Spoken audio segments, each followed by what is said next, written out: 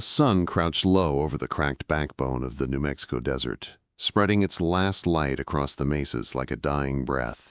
Dust blew in thin sheets over the dry brush, whispering through brittle grass and sun-bleached bones that once belonged to creatures long lost to the land. The heat lingered even as shadows grew long, clinging to the rocks like a warning. A crooked tree stood alone on the edge of a well-worn trail, warped by time, stunted by drought, its bark blackened as if scorched by something more than lightning. Beneath it, a figure hung, not by the neck, but by the wrists, lashed with rawhide rope that bit into skin now raw and torn. Her feet brushed the earth, but didn't rest on it. Her head hung low, long strands of black hair hiding her face. On her chest, a wooden sign dangled from a string looped around her neck, crudely painted in red letters. Indian land, trespassers will hang. The girl's name was Nita, though no one who passed by knew or cared. She barely breathed. Her lips were cracked and caked with dried blood. Flies buzzed around her face. Every shallow inhale rattled her ribs. Every exhale a whisper of defiance. Her wrists had turned purple, the circulation nearly gone. The midday sun had long since boiled away her strength. Still, her heart beat. Still, her eyes fluttered, though they no longer saw the trail in front of her, only visions that danced behind the curtain of her fading mind. She saw her mother's face, smeared with ash, reaching through smoke to pull her from a burning hut. She saw her father fall, clutching his chest, blood spraying across the dirt, as men on horseback shouted and fired into the village. She heard her baby brother wailing from the basket on the ground, the sound cutting through the flames, only to be silenced seconds later by the boot of a man with a badge. She saw the creek where she had drawn water just that morning, before the screams, before the horses, before the fire. A sharp gust of wind slapped her face, snapping her back to the pain. She groaned, a dry, hollow sound. She tried to lift her head, but her neck gave out. Her eyes closed again. A wagon rolled past, two ranchers sitting high on the bench. One glanced her way, jaw clenched beneath a gray mustache. He shifted his eyes forward and said nothing. The other tipped his hat down, muttering, "Ain't our business."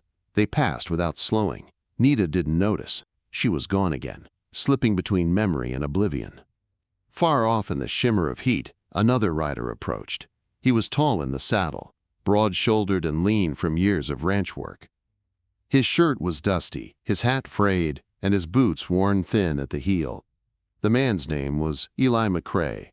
His horse, an old dappled gelding named Boone, moved slow but sure. Eli squinted ahead as he approached the tree. He saw the shape hanging first, then the sign, then the details. The blood on her arms, the torn dress, the swollen face. He pulled the reins, and Boone stopped with a tired grunt. For a long moment, Eli just stared. He had seen many things in his 51 years. He had buried a wife and a daughter. He had killed men. He had seen cattle shot full of arrows, and he had seen children burned alive in wagons. But this quiet cruelty, this was different. The girl was just a child. He dismounted. His boots crunched over the dirt as he walked toward her. The stink of blood and sweat hit him like a wall. He paused, jaw tight, fists clenching. His hand hovered over the handle of his hunting knife. He looked around. No one. He stepped closer. Her eyes fluttered open for a second, black as obsidian, unfocused, yet still burning with something alive. Her lips parted, but no sound came. Eli swallowed. "You alive?" he said, the words dry in his mouth. Her head moved half an inch. He pulled the knife from his belt. The rope had been tied tight, but he saw the fraying at the knots. He reached up, supporting her weight with one arm, slicing at the bindings with the other. The rawhide gave way with a snap. She collapsed against him. He nearly fell backward under her weight, but held on. Her body was light, too light. He laid her gently on the ground, unfastened the string from around her neck, and tossed the sign into the dust. Her breathing was shallow but steady. Eli stood and looked down at her, unsure of what to do next. He should leave her. He knew that. Taking her in meant trouble. The kind that didn't just knock on your door but burned your barn and dragged you out in the night. The men who did this were locals, neighbors. They'd call him a traitor, a sympathizer. Some of them had eaten at his table, but she was a child, a human being, and she'd die here if he left her. He muttered a curse, then knelt down and scooped her up. God damn it. He lifted her onto Boone, who didn't protest. He climbed up behind her, steadying her limp body against his chest. With a click of his tongue, they rode off the trail, into the desert scrub, toward his ranch nestled in the arms of the Red Canyon. The ride was long. The sun dipped behind the hills, the sky awash in blood orange and violet.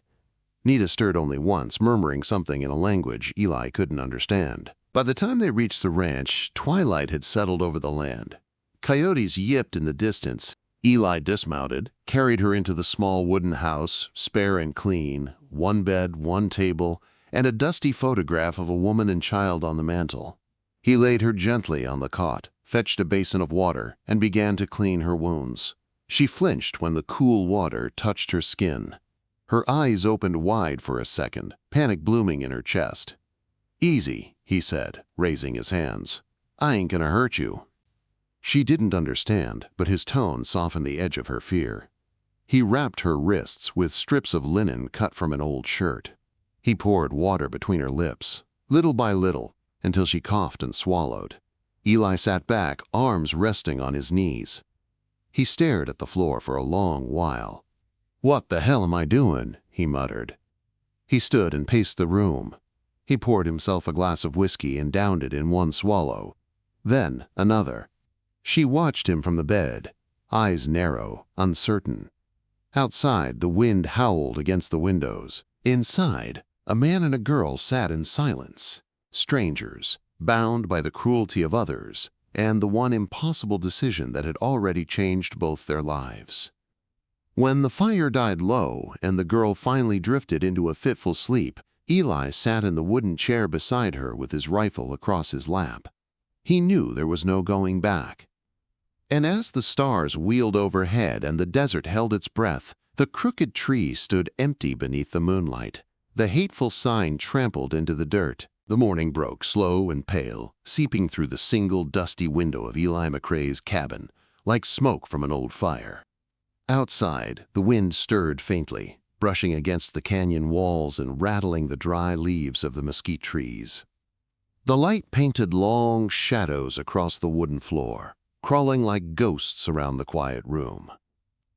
Inside, Nita lay still, her dark eyes half-lidded, watching the flicker of flame in the stove like it was something she didn't trust.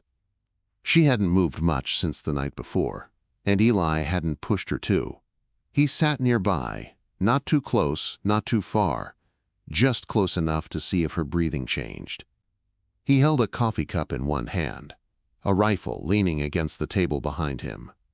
His boots were scuffed with dried mud, his shirt still streaked with sweat and desert dust from the day before. He hadn't slept. Not really. Maybe a few minutes at a time, with one eye half open and his ears tuned to every creak of the floorboards and coyote howl in the distance. When he looked at her now, he didn't see a girl so much as a question he couldn't answer. Her wrists were wrapped in linen, still swollen and angry-looking, but the bleeding had stopped. Her lips had color again, faint but present. She hadn't spoken a word, not one he understood. But she watched him, and that was enough to make the air in the room feel heavier than it ought to be. He cleared his throat. "You hungry?" No answer. He tapped his fingers against the cup, then stood. The floorboards creaked under his weight. He moved to the counter and poured a bit of beans from a tin into a small pot, setting it over the fire. The water hissed as it met the metal. He glanced over his shoulder. Her eyes hadn't left him. He nodded to himself. Figured as much. The silence stretched between them, filled with the crackle of fire and the occasional clink of tin. He tried again. "I'm Eli," he said, tapping his chest. "Eli."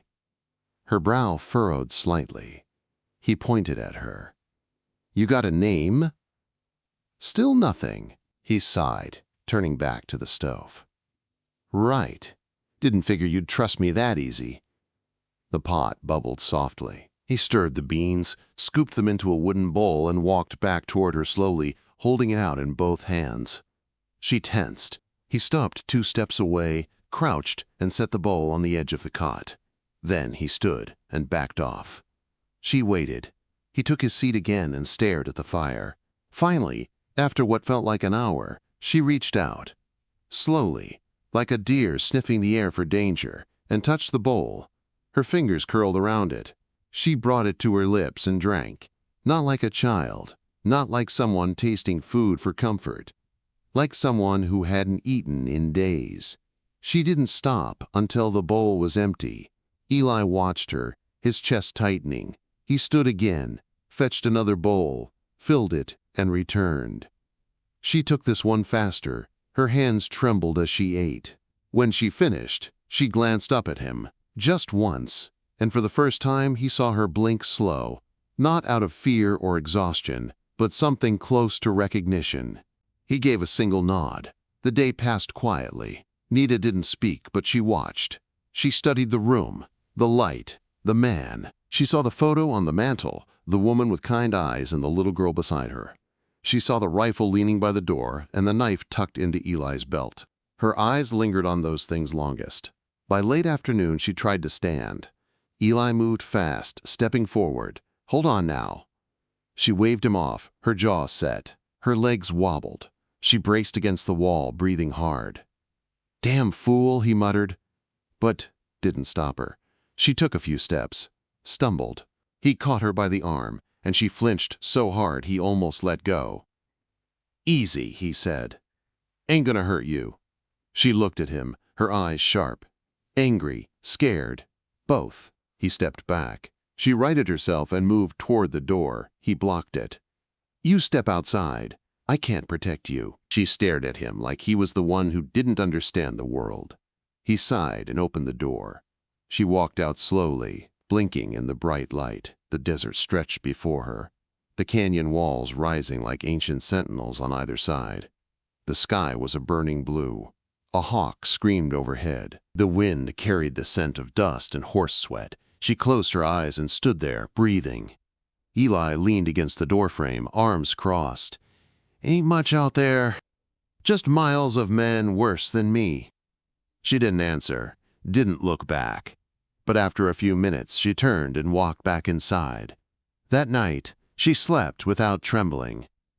The days passed slow. 1 became 2. Then 3. Then a week. Nita didn't speak much, but her body grew stronger. She started moving with purpose. She helped feed the horses, gathered wood, watched Eli chop logs with quiet attention. She mimicked what he did without being asked. When he saddled a horse, she watched. When he brushed one down, she did the same. They still didn't talk. Not in words. But they found a rhythm. One morning, Eli placed a tin cup on the table in front of her and said, "Coffee." She looked at it, then at him. He tapped the cup again. "Coffee," she echoed him. "Coffee." He chuckled. "Close enough."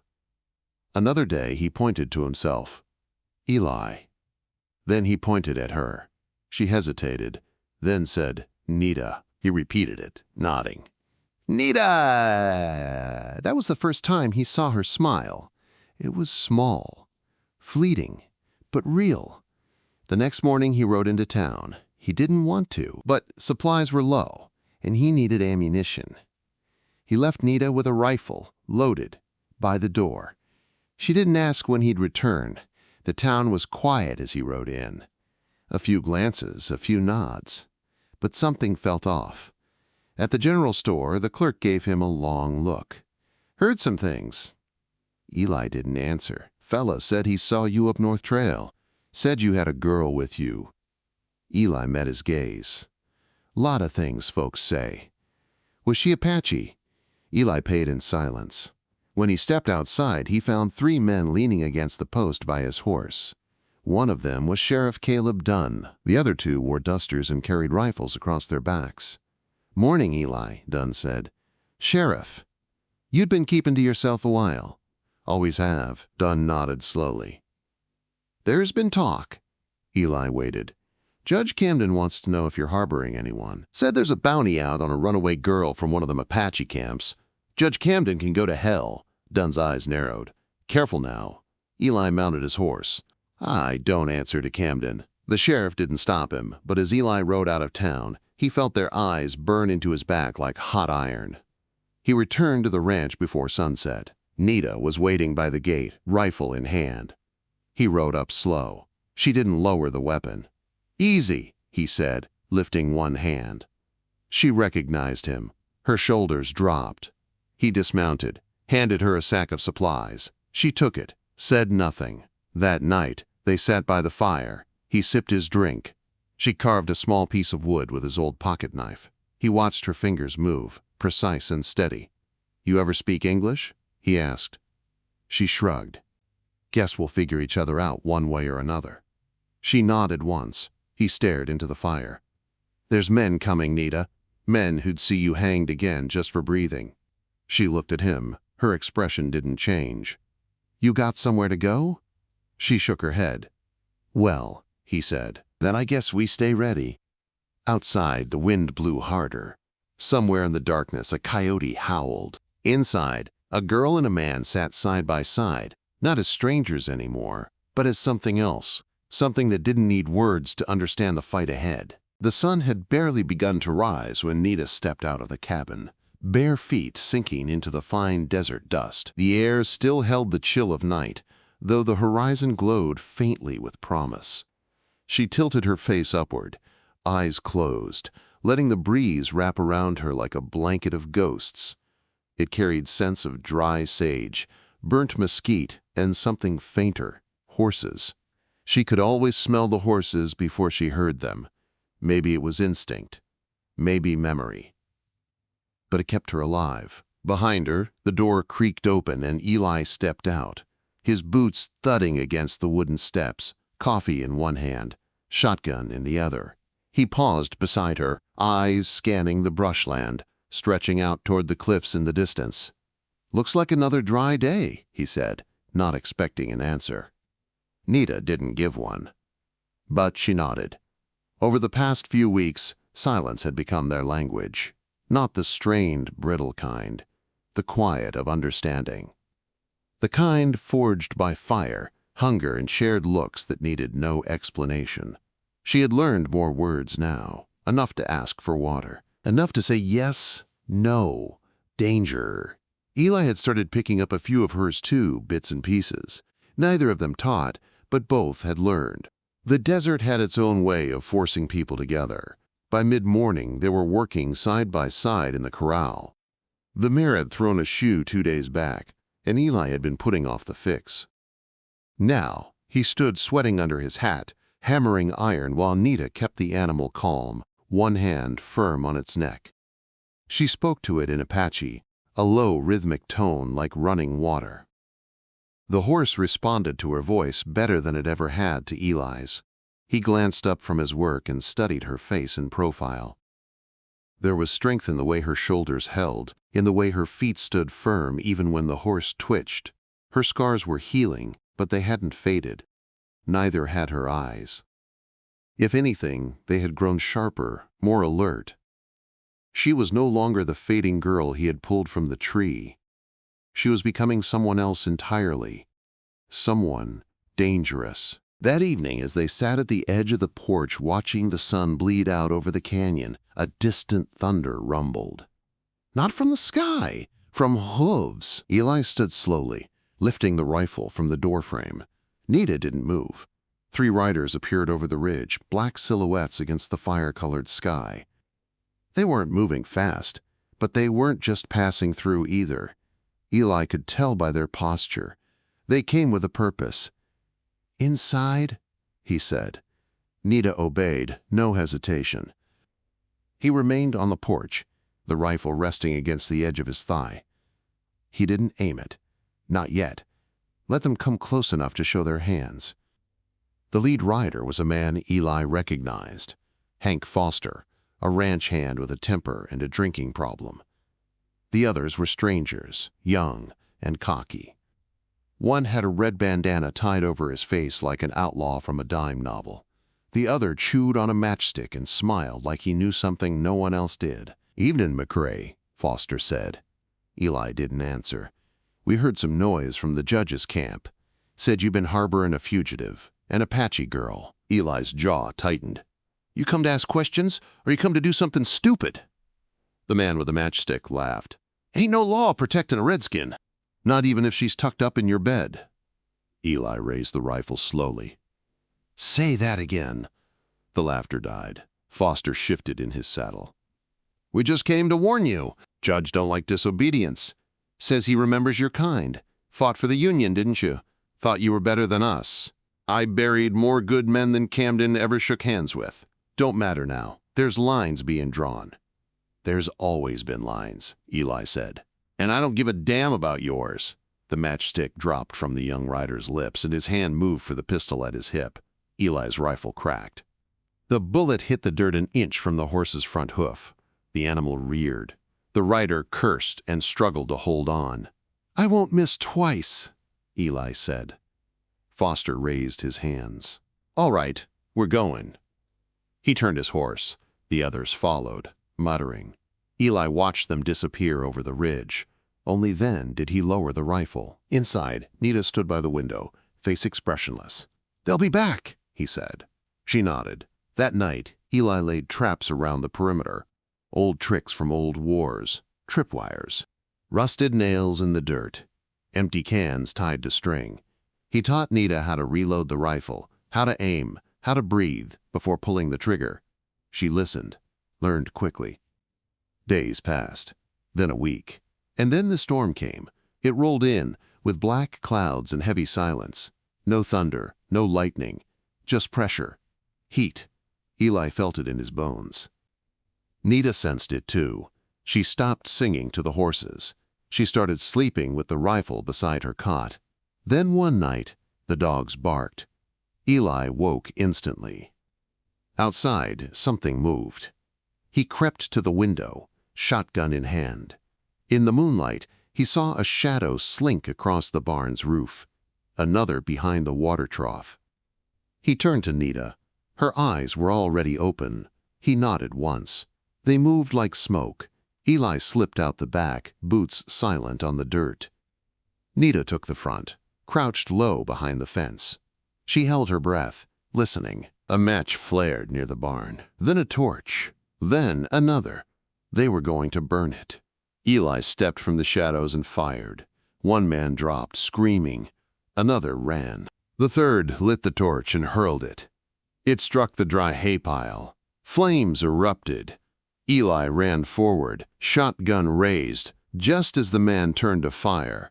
They shot at the same time. Eli felt the burn in his side, hot and spreading. The man flew backward, hit in the chest. Nita was already there, kicking dirt on the flames, grabbing a blanket, slapping at the fire. She didn't scream, didn't panic. The barn didn't burn that night. But the next morning, Eli couldn't stand. The bullet had gone through clean, but the blood wouldn't stop. He lay on the cot, sweating and swearing. Nita crushed herbs from her pouch, boiled them, pressed them into the wound. He passed out twice. Each time he woke, she was there. He survived. Barely. When he could walk again, he leaned on her shoulder. "You saved me," he said. She looked at him. "No," she replied. "You saved me first." After that, nothing was the same. They started speaking more, slowly, clumsily. She taught him Apache. He taught her songs. She laughed at his accent. He grinned at her fire. They weren't just surviving now. They were becoming something else. Then the letter came, pinned to the gate with a knife. It was brief. "You have until the next full moon. Hand her over, or burn with her." Camden. Eli read it twice. Then he set it on fire. Behind him, Nita stood silent, her fists clenched. They both knew what was coming. And neither of them would run. The moon hung full and low. pale as a ghost over the New Mexico hills, casting a blue-white glow over the earth below. Every shadow was sharper tonight, as if the land itself had drawn in a long breath and was waiting to exhale. Crickets fell silent. Even the coyotes, whose nightly cries often filled the canyons, had gone still. The wind had a different taste, dry, tense, metallic, like blood waiting to be spilled. The desert knew what was coming. So did Eli. So did Nita. He sat in the barn, lantern casting long flickers across the wall, checking his rifle with steady hands. The bandage around his side itched, the healing wound beneath pulsing with every breath, but he didn't wince. Pain was a familiar thing now, an old friend that sat beside him in the quiet. Nita crouched nearby, slipping cartridges into a saddlebag, her movements fluid, focused. She had tied her hair back with a strip of leather and wore the thick cotton shirt Eli had given her weeks ago, now stained with oil and ash. She looked older now, not in years, but in the weight she carried in her shoulders, in the silence of her presence. She hadn't smiled in days. "They'll come tonight," Eli said, his voice low. Nita looked up, eyes gleaming in the lantern light. She nodded once. "They won't ride up like before. They'll sneak through the rocks, split from the ridge." Again she nodded. Eli watched her for a long moment. "You don't have to stay." She didn't answer. He stood and limped toward the barn door, pushing it open just wide enough to look out. The ranch lay quiet. The corral, the dry trough, the single tree bent by wind. Everything so still, like the world was holding its breath. But Eli saw the glimmer of movement at the ridge. A faint flicker. Maybe metal, maybe eyes. They were out there. At least half a dozen. Probably more. He closed the door and turned back to her. "We ride before dawn," he said. "They'll torch the place after." Nita tied the saddlebag shut and slung it over her shoulder. They didn't speak of the fire, of the cabin, of the animals, of the life they had tried to stitch together from the ashes. Some things didn't need to be mourned out loud. Before the sun rose, they had their horses saddled and ready. Boone snorted beneath Eli, sensing the tension. Nita's mare, the one they had nursed back from a broken leg, pawed the ground and flicked her ears. They stood at the edge of the yard, looking back once. Eli's home, once the only thing anchoring him to this world, now just another pile of wood, waiting to be claimed by flames.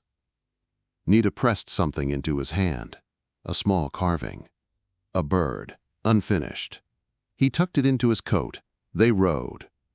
The desert welcomed them like it always had, with silence and dust and long, winding emptiness.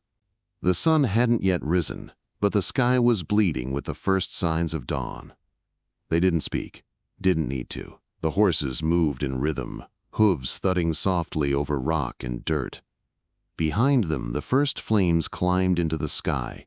They didn't turn to watch. They rode south, cutting through brush, ducking under stone arches, riding through bone-dry washes that hadn't seen rain in months. The trail was narrow, bordered by tall walls of jagged stone.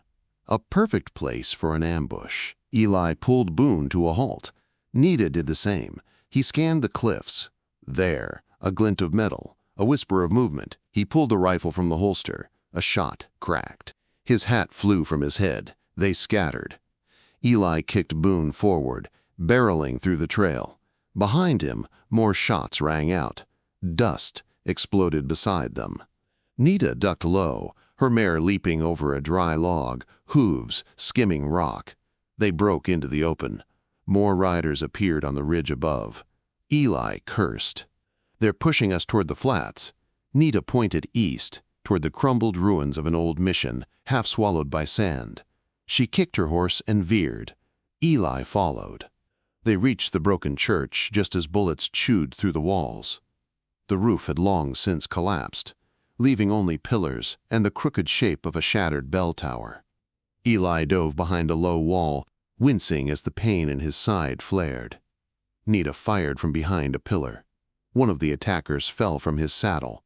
Another bullet clipped the edge of the stone near Eli's head, spraying shards into his cheek. He ducked lower, wiping blood from his eye. They were pinned. "We can't stay here," he said. Nita looked around, breathing hard. Then her eyes lit up. She pointed toward the bell tower. A narrow staircase still clung to one wall. "You go," Eli said. "I'll cover." She shook her head and ran. Bullets followed her, but she moved fast. She disappeared up the steps, climbing through shadow and dust. Eli fired again, forcing the riders to scatter. From above, the old bell rang once, then again. And then, Nita appeared at the top of the tower, rifle steady against her shoulder. She fired once, then again, each shot echoing across the canyon. Below, the attackers reeled. One screamed. Another dropped his weapon and fled. They regrouped, hesitated. Eli stepped from cover, blood on his face, eyes blazing. "I said leave us," he shouted. A rider lifted a pistol. Nita fired. The man fell backward, legs twitching. That was enough. The rest turned.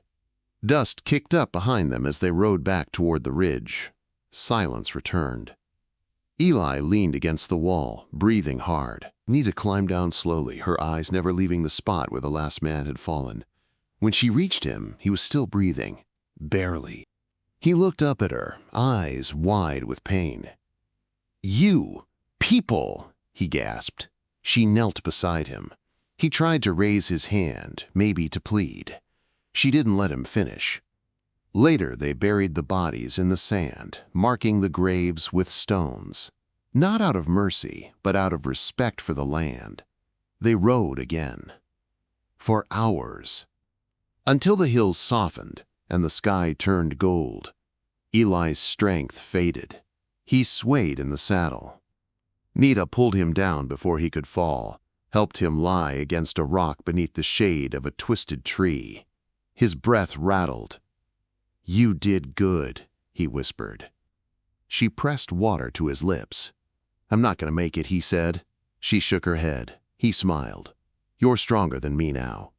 She looked away, eyes burning. "Don't cry," he said.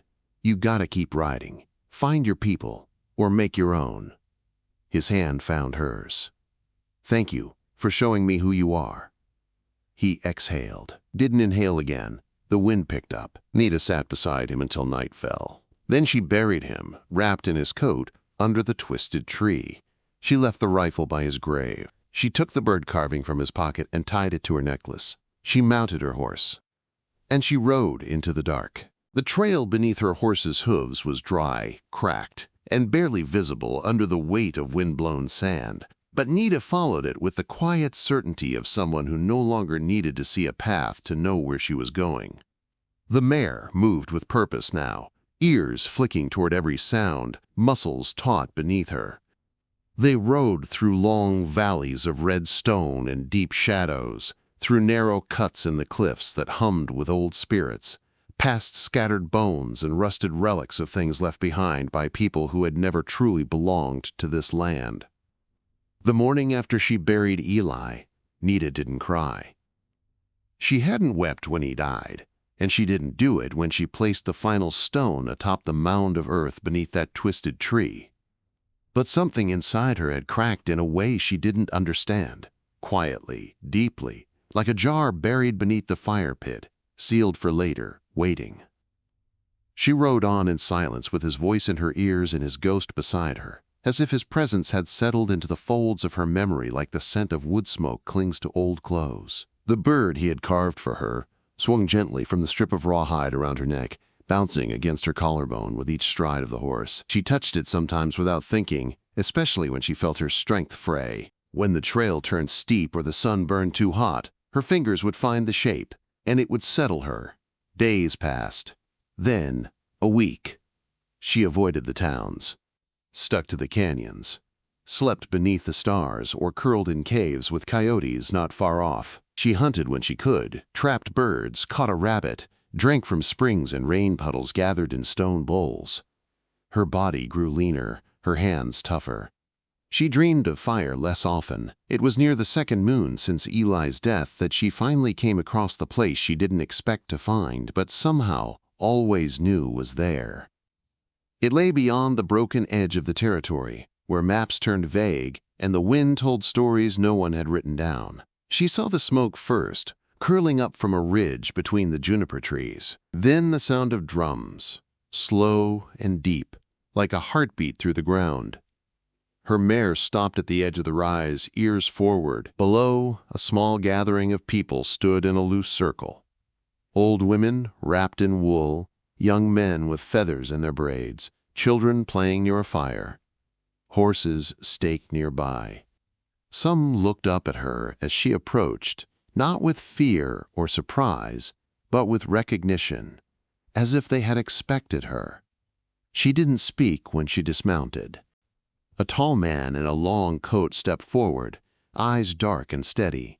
He looked at her, then at the necklace, at the bird, at the mare, dusty and worn, at the girl with a 1,000-yard stare of someone who had crossed more than just miles. "You have ridden far," he said in Apache. She nodded. He didn't ask her name. He didn't need to. The story was written in her face. An old woman came forward and reached for her wrist, turning it gently to see the scars. She nodded to herself, whispered something Nita couldn't hear, and motioned for her to follow. Nita was given water, food, a place to sit. No one crowded her. No one questioned her.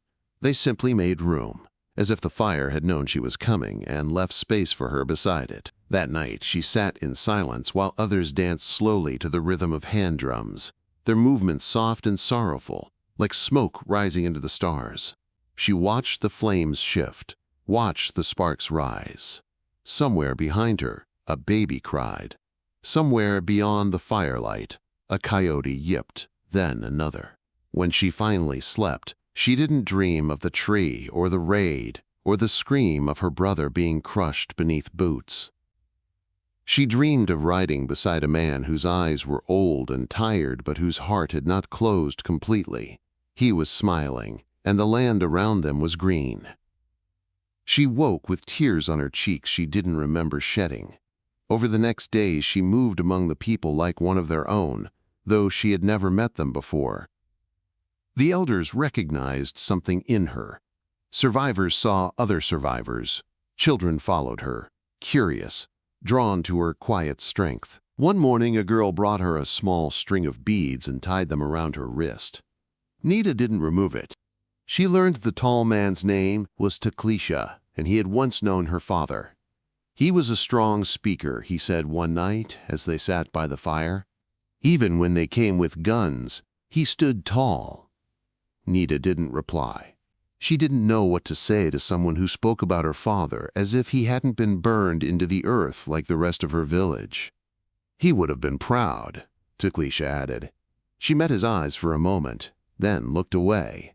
Not long after, she began to train with the others. Not like the girls, but like the hunters. She asked for a bow. When one was given to her, she spent hours with it, adjusting the draw, finding her rhythm, learning how it pulled differently from the rifles Eli had taught her on. Her arrows grew straighter, her shots tighter. She ran with the boys through the scrub, tracking deer prints and learning how to walk without snapping twigs. They didn't laugh when she fell. They didn't mock when she missed. She learned faster than most. At night, she listened to stories. Stories about old spirits, about men who turned into mountain lions, about women who walked into the stars and returned as rain.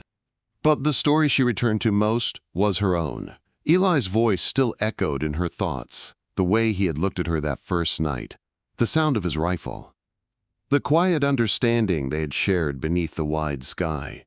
She didn't speak of him to the others, but every time she touched the bird around her neck, she did not feel alone. Months passed. The seasons shifted.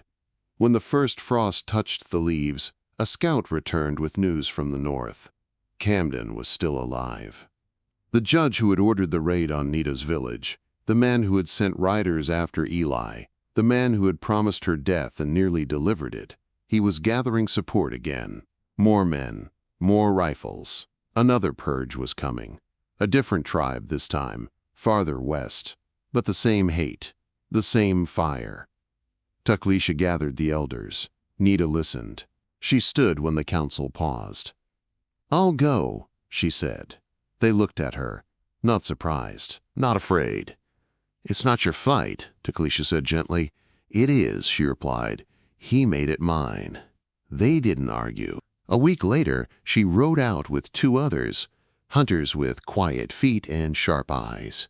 They traveled light, moved fast, rode through the nights, and slept beneath scrub during the days. When they reached the outskirts of Camden's new camp, Nita climbed the ridge alone. She lay flat in the dirt and watched the fires below. The men laughed too loud, drank too much, tossed scraps to their dogs, and talked about the villages they'd clear out next. Camden sat in the biggest tent, armed guards outside, a ledger in one hand, whiskey in the other. His face hadn't changed, still pale, heavy, arrogant, still carrying the weight of men who thought the land owed them something just because they'd survived long enough to steal it. Nita waited, watched, counted every rifle, noted every guard shift. When the moment came, she moved like water.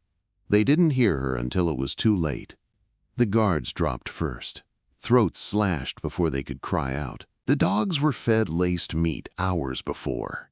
Camden didn't realize she was inside his tent until the blade was at his throat. He looked up, red-eyed and shaking, the smell of sweat and drink thick around him. "You!"